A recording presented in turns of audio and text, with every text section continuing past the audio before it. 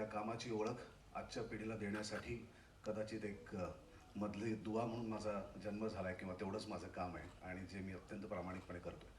मला असं वाटतं की मानपमनसारखं नाटक जे खाडीलकरांच्या लेखणीतनं उतरलं, ज्याला टेंब्यांनी स्वरसाज चढवला, आणि मी असा विचार करतो की त्या काळातले प्रेक्षक किती भाग्यवान आहेत की ज्यांना समोर बसून बालगंधर्वांचं गाणं बघता येत होतं, ज्यांना समोर बसून दीनानाथराव मंगेशकरांचं गाणं बघता येत होतं, ज्यांना समोर बसून केशवराव भोसलेंचं गाणं बघता येत होतं.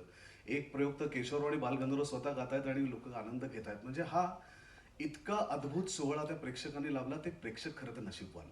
आणि त्या काळात जन्म झाल्या नसल्यामुळे ह्या आनंदाला आपण सगळे मुकलोय, तर किमान त्याचं काहीतरी एक अंश आपल्यामध्ये यावा, त्या अंशाचा आपण पुनःप्रत्ययाचा आनंद घ्यावा, ही एक भावना मनात होती. आणि कट्यारनंतर पुन्हा एकदा एक सांगीतिका करायची हा हट्ट शंकरजी आणि माझा, आमच्या दोघांचा होता.